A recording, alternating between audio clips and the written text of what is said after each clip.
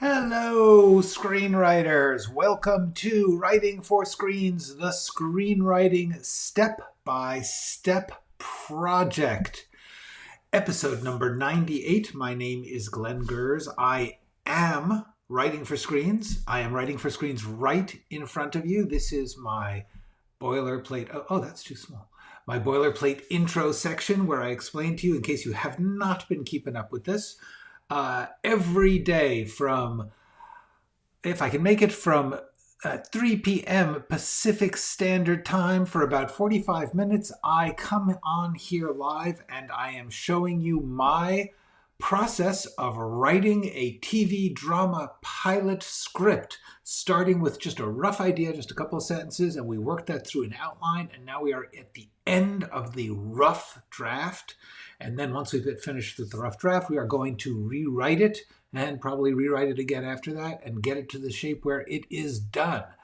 And I am doing this to try and teach screenwriting, because I think lots of people teach lots of different results and theories about screenwriting, but very few of them actually show you what it's like to work up a script. The day-to-day grinding, building, excitement and adventure of figuring out what you're doing scene by scene, moment by moment, line by line. And in case that will help you to feel like maybe you're not crazy in the way you're doing it, I'm letting you look over my shoulder, share my screen, and I'm talking about what I'm doing as I'm doing it. This is not the best way to do it. It's not the only way to do it. It's not the right way to do it. It's just the way I figured it out in the past 25 years of my career as a professional screenwriter and television writer here in Hollywood. Hello, Andrea. Hello, Matthew. Absolutely happy to answer emails. For those of you who don't know it, I answer questions here. I am taking questions in the chat, but if you are watching this on a recorded version, you can still ask a question. Just go to writingforscreens.com like Matthew did. You click on Contact Me, and it will open a little form that lets you write me an email, and it will go directly to me, and I will directly try and answer it as best I can. Some of those I also put up here as Ask Me Anything questions, because I think that sometimes they're questions that lots of people have. If for some reason you don't want to do it that way, that's okay. You can still do it here in the comments section. If you ask me a question in the comments, I will do my best to answer it as best I can. Joe Wagner, who I have not met before, says, "Hello, dear Glenn. I wrote a 1-hour dramedy pilot this year, and your channel was so constant and helped me so much." You see, that's the kind of thing you should say there. That's great. Thank you, Joe Wagner. That is super cool. That is frankly amazing, because when I started doing this, I was thinking, first of all, no one would watch. And second of all, it was just an egocentric, egomaniacal, crazy thing to do.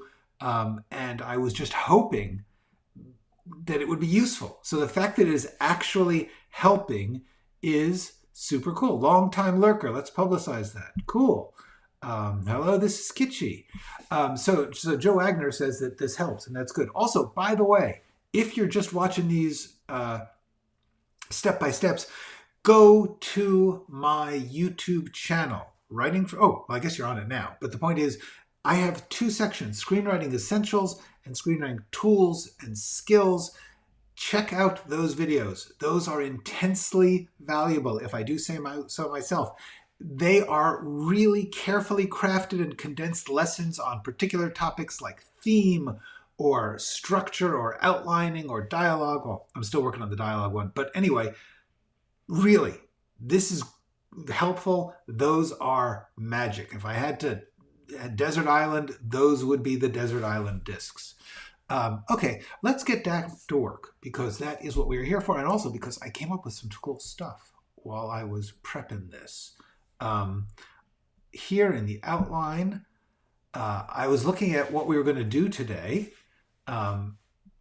because what we've gotten to is a moment when Xena, here, this is the scene line, the point of the scene, the main action is Xena's getting the group online to help them decide to keep doing George's plan to lure a serial killer. If you have not kept up with the plot on this, don't worry about it. Just go with the flow. It's all fine. You'll figure it out as you go along to the extent you need to. Because really what you need to know is, so I have this scene.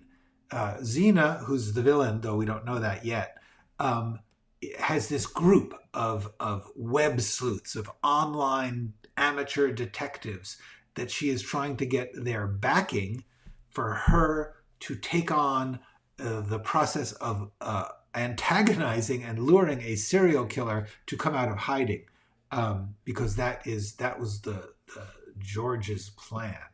And the thing is, she just got thrown out of the house.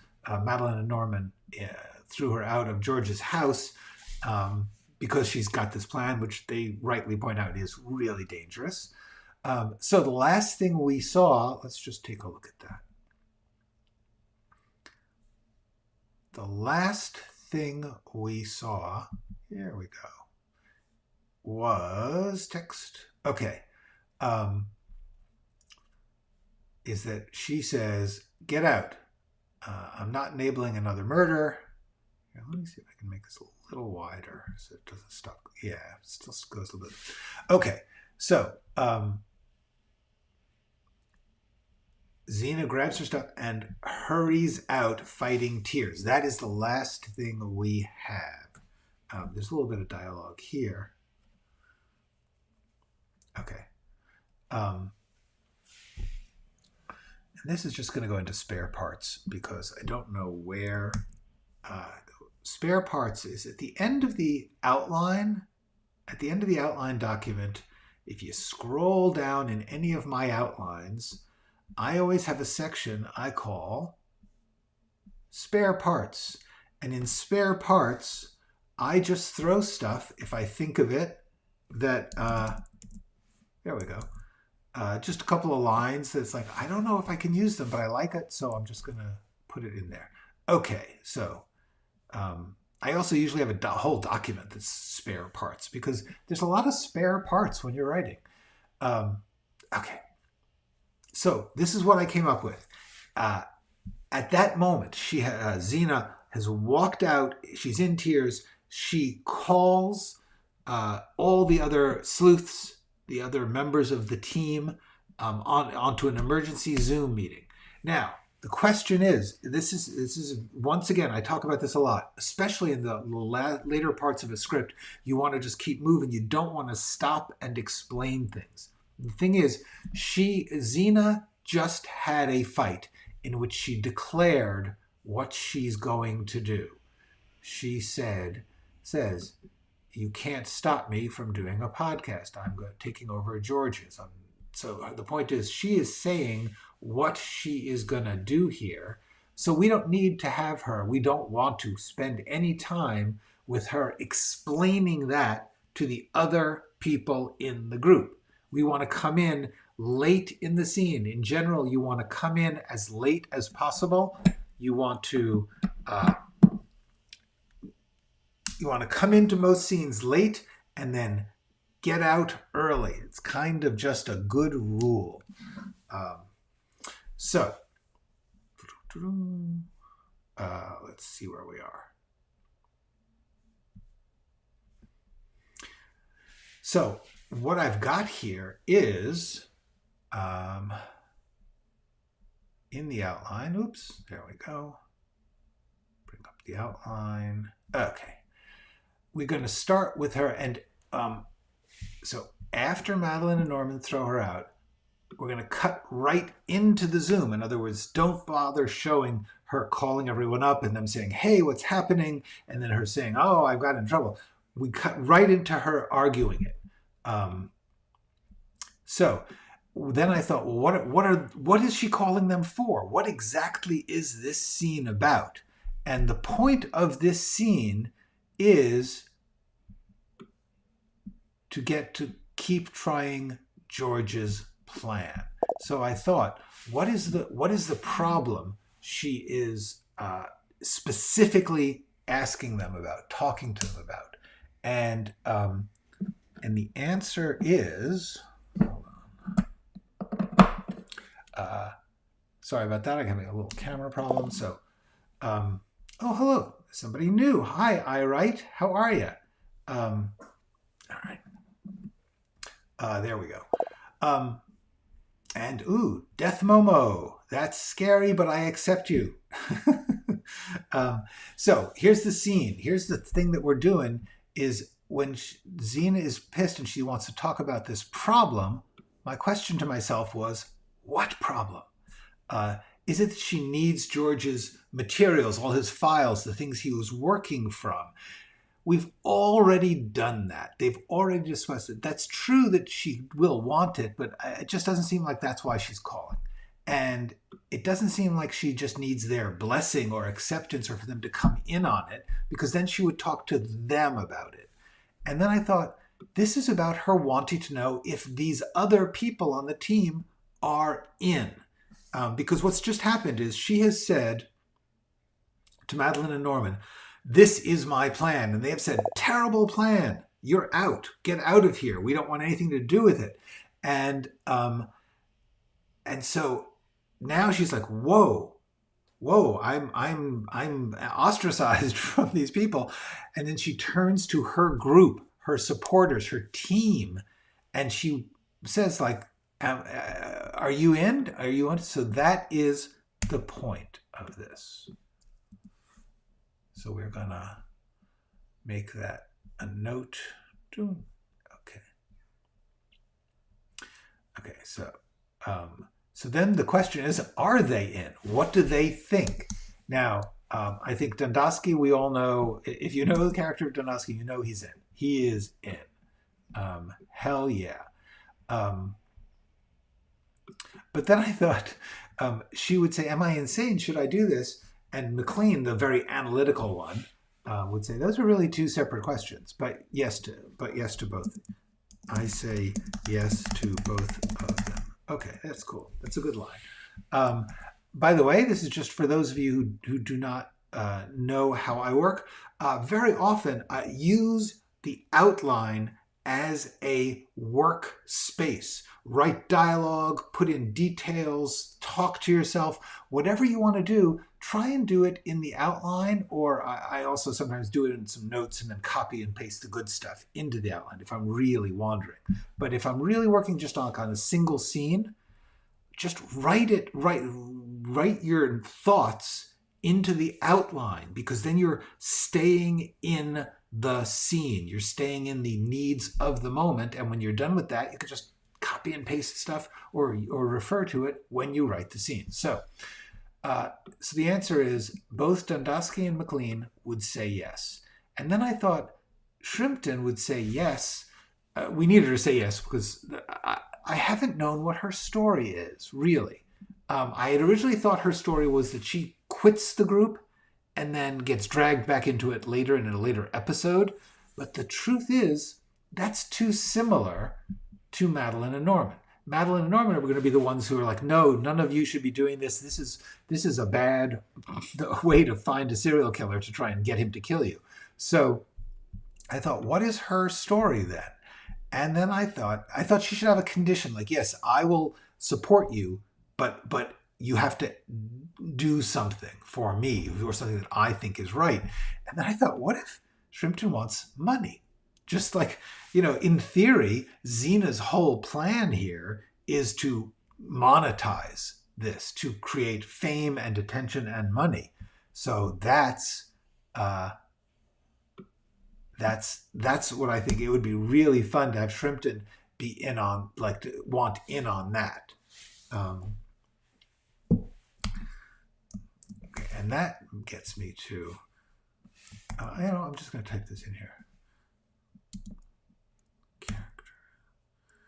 Xena. What money? You catch this fella. Here's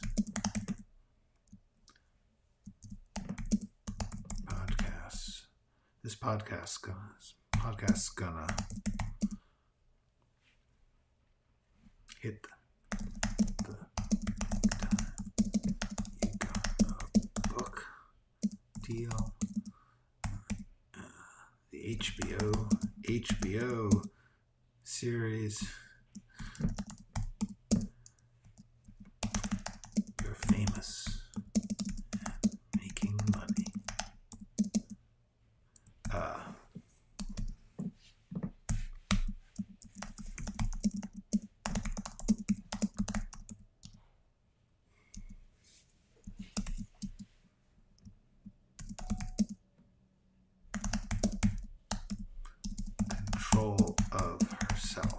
Okay, so here's the thing. Shrimpton here is perfectly right. That this is nailing Xena, which will be really fun because way down the line, this will turn out to be far more important than it appears right here, because I risked my life.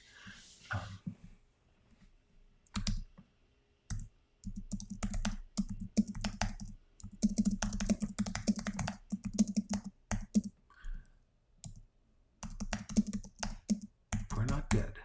If there's money, and we're not, if there.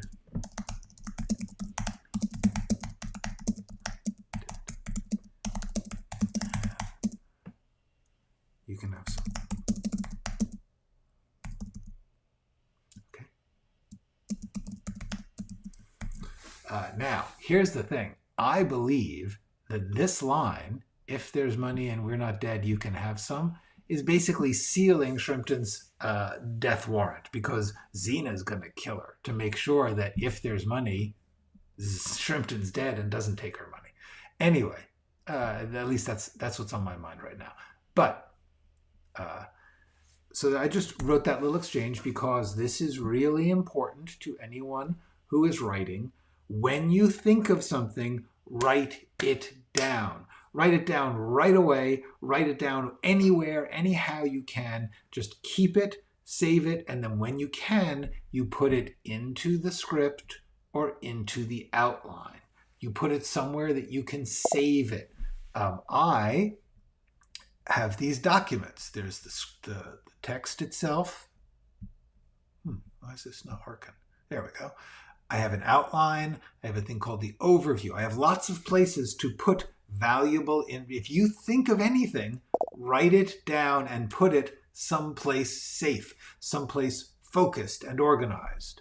I believe I have, yeah, here. This is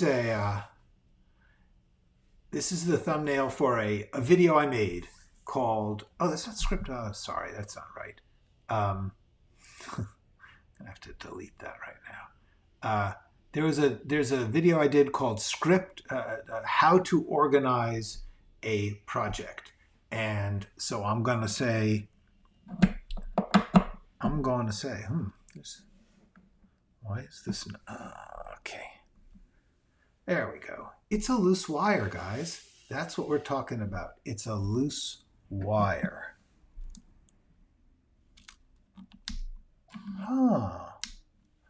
It's a loose wire. I'll have to figure out what to do about that. Loose wire. Let's see if it works. Hello, you here? No, it's not working. Okay.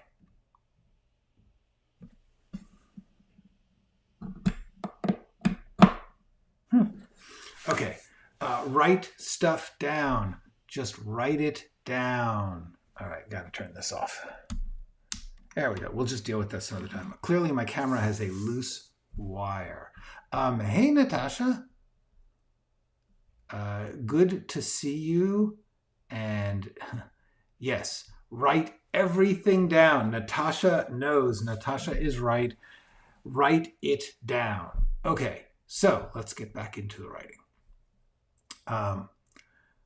Here we go. Pilot outline. So after Madeline Norman throws the cut right into the zoom. So therefore,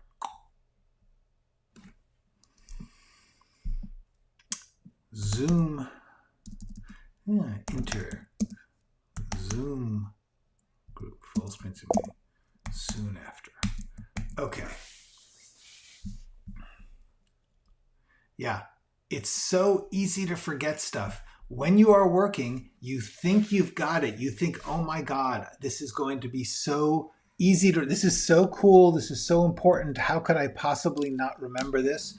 But then you forget it. It just happens. That's the way the brain works. Don't trust your brain to have to carry everything. Give your brain a break by giving it some material to work from. It's just that simple. Just give it a structure, give it a place that you're writing, that you write stuff down, I strongly recommend it. Okay. Okay. Just write it, says This Is Kitschy, and he proves it with graphics. Okay. So Zoom group.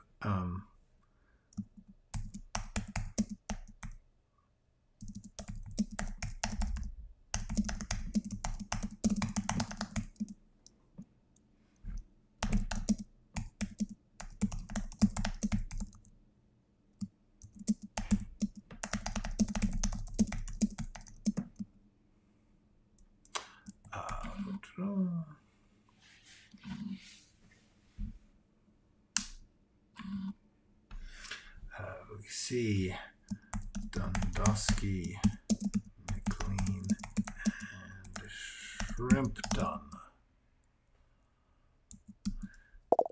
Xena is pacing in the front yard in George's front yard in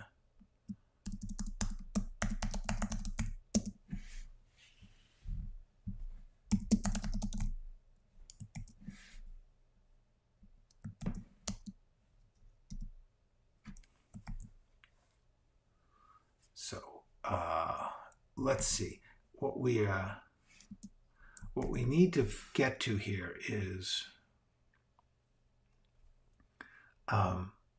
how far into the scene are we?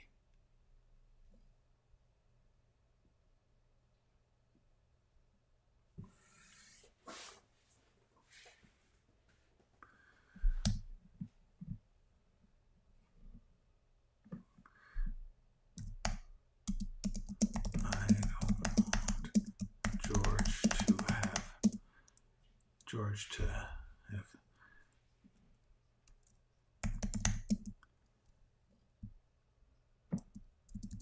George's work to be for nothing. We're closer. I feel it. She is talking about what she wants to do. I can't let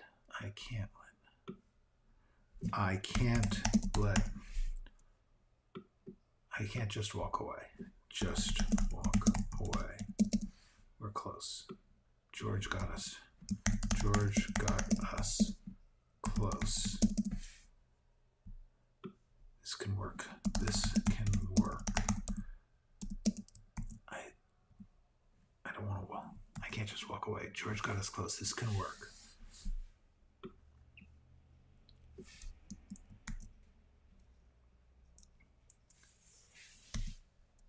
Okay, so now, right now, I need to get, hold on, just checking this scene. Okay, so here we go. Boom. Wants to know if they're in. Yeah.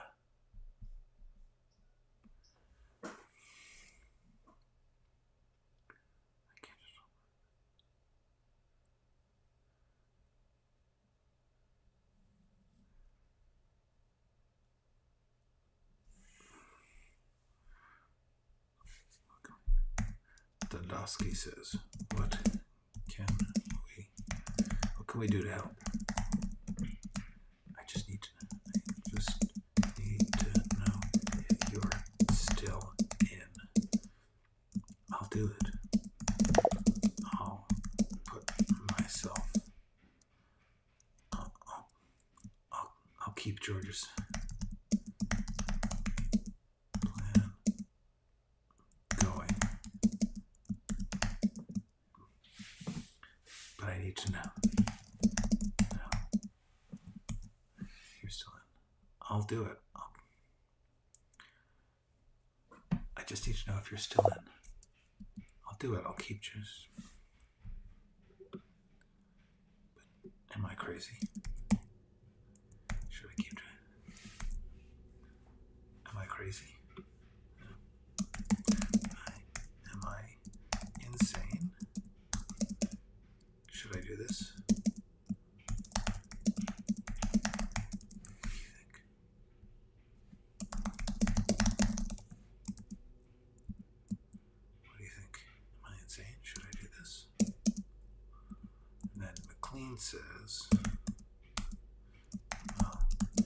those are really two different questions. But the answer to both is yes. Two separate questions. The answer. Yes. Dundosky says, hell yes.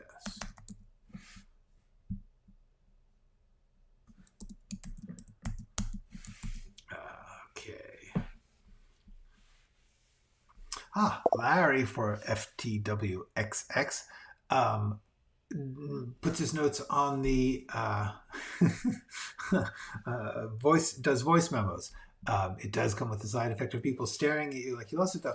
Does it though? That's my question. Is honestly, I think so much of the time now we're used to watching people talking. They've got earbuds in. You can't really see the earbuds. They're just talking to themselves. So what used to be sort of bizarre, I think at this point, you know, I don't think anyone's going to bother you if you're talking to yourself.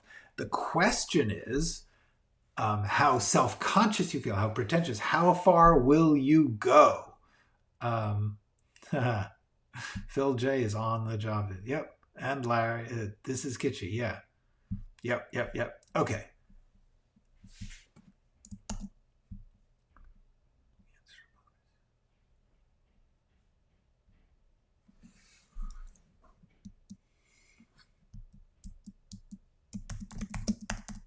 Tears up.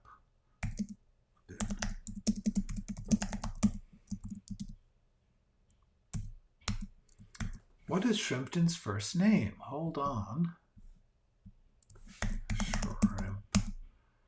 Oh, Nurse Shrimpton. Damn, Shrimpton doesn't have a Carol. Carol Shrimpton. That's what I'm going to do.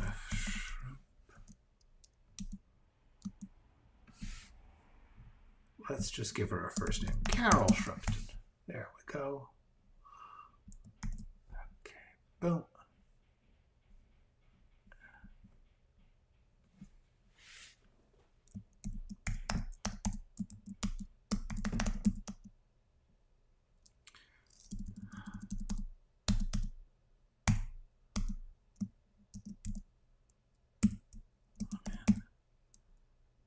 I'm in one condition. The money. I want the money. Let's see. How did I phrase this in the outline? Okay, these are there. These are done. Huh, well, I want in on the money. Yeah, that's it. I didn't phrase it. I didn't phrase it at all.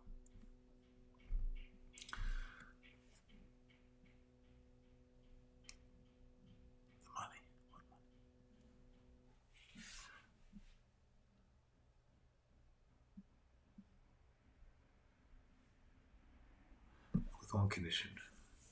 I'm in the money.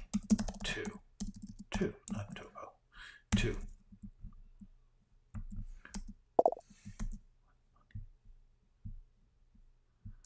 There we go. Okay.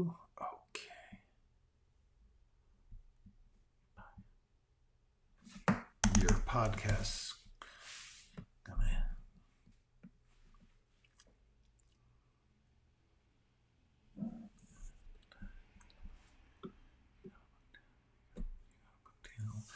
The HBO series You're Famous and Making Money. Because I risked my life.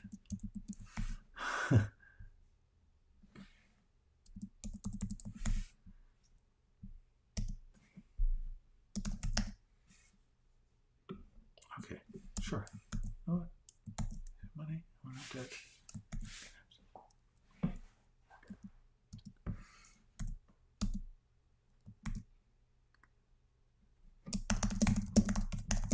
You all heard that.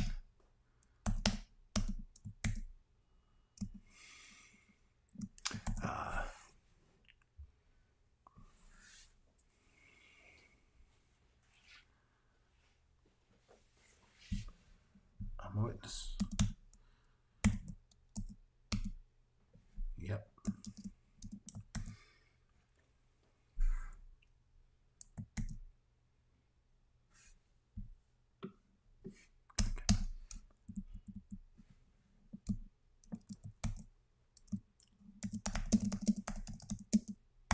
feel dirty. Now I feel dirty. You can afford to. You can afford your feelings, I guess.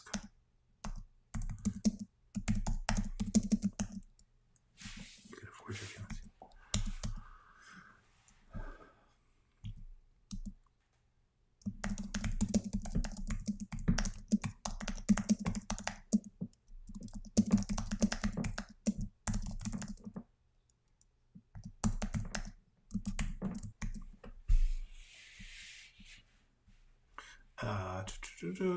Okay, hey, I think we've finished this scene.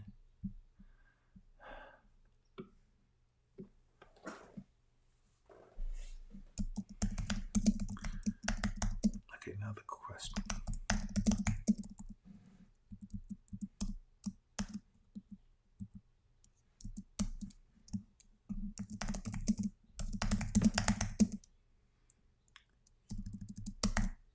George's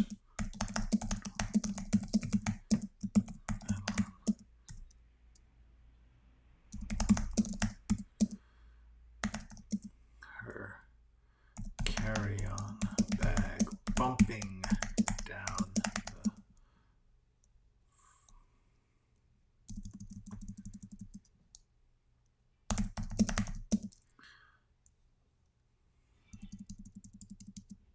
bumping down the front steps behind her.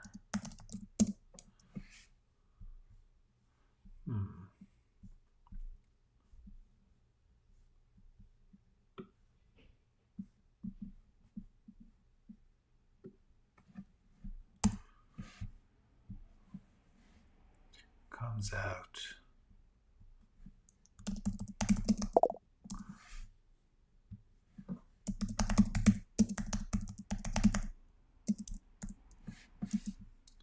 Her carry-on bags. Wheels making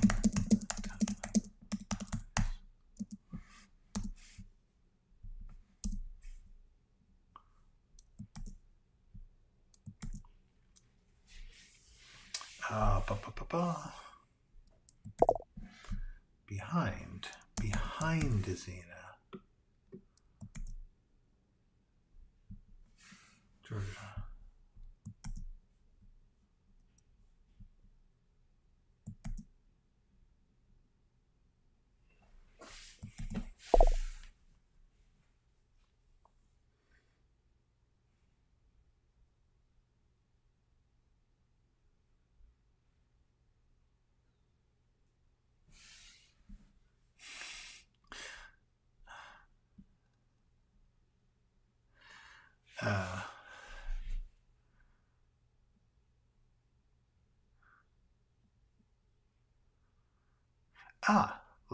Larry's talking about his kind of. That's fair. Okay, here's the deal about getting stuck and getting distracted. Most of the time I get on the computer to work on my outline, then I get distracted into watching Idiots and Cars videos. Okay, well, the obvious answer is don't open the internet. Write your stuff in a word processing document and don't open something else. But the main thing, honestly, I believe that the key to not getting distracted or lost is very simple. Give yourself a small, specific goal. Work in small steps. There's a video I made about this. Also, this is a really big one. Create a ritual. I really think this will help. But the main thing is, big one, think in scenes. Okay, because here's the deal. If like for me, I have to write a little bit every afternoon. I honestly don't think about it the rest of the day, and I may like in prep do some of these notes, but seriously, the way I can get into it and out of it on cue at 3 o'clock every afternoon is I'm just working on this little piece of it. This is where the outline is useful. You're just working on a little piece of it, just this one scene, which is really just what, 10 lines, 20 lines at most. If you can stick to a small task, work in small steps, and work in a familiar ritual fashion, create a ritual. These are all videos, by the way, that I'm putting up these little thumbnails for. That's why I'm telling you. Small steps and create a ritual and think in scenes. That's what you want to do to solve the distraction problem. Because yes, you can always, in theory, you could set up some software that prevents you from using the internet while you're writing. You can, you set it up, you'll turn it off. I was just reading an article about various hardware built in order to keep you from, to simplify writing, to get rid of distractions. And honestly, it's better if you get rid of your ability to see the distraction than if you try and mechanically keep the distractions out, because in our world or even in our emotions, there are always distractions. You can, and I know this because I have done it. You could make a bare room with nothing in it except a pad of paper and a pen. When you go in there and sit down there, if your brain is hungry to escape, it is going to find a distraction. It is going to think about something else or not be in the mood. So therefore, I would say the best thing you can do is stop thinking about yourself, stop thinking about anything else. Just think about one scene at a time. Hi, Maria. Good to see you. I think everyone is good. We were just talking about Larry's tendency to get distracted, but we were also talking about the fact that we finished another scene, which we have done. Okay, cool. So we are about to get into this, which means we're going to stop. We're going to stop for now. So I'm so sorry, Maria, but I ain't going to be here for much longer. Let me see. And Maria is totally right. It took a year to write one movie script. That is right. It is supposed to be a process. This is so 100% right. Thank you, Maria. That is right. Seriously, the main thing is everything you write is made of little pieces. And if you just get a little piece at a time, the more that you get the pleasure of just doing one piece at a time, just thinking in small steps, thinking in scenes, a scene is just a few lines, the more that you get used to that, honestly, and I swear, you are talking to one of the most heavily distracted and procrastinative persons you'll ever meet. But now, honestly, when I sit down to work, the distractions go away for a short while. And then you finish that piece, get distracted for a while, then go back to it. Not a problem. The more that you have a process and a project that you can focus on, that's the true getter ridder of distractions. I have written, working in other people's offices, I have written on buses and trains. Once you learn that the distractions, that's your head. It's not outside. That's it. Work in small pieces, small steps, get a ritual, and I have to do these again. They are so important. I worked hard on these. Small steps. This video explains how you can help with distractions. And then this one, create a ritual. Seriously, watch these videos. They will tell you how to get rid of distractions under all sorts of circumstances. Everybody's circumstances are different. Everyone's problems are different. Everyone's projects are different. The only thing that I know that's consistent is if you can work out a process that works for you to just focus on a scene at a time, a line at a time, you'll get through anything. You'll be able to work in a war zone. And let's hope you don't have to.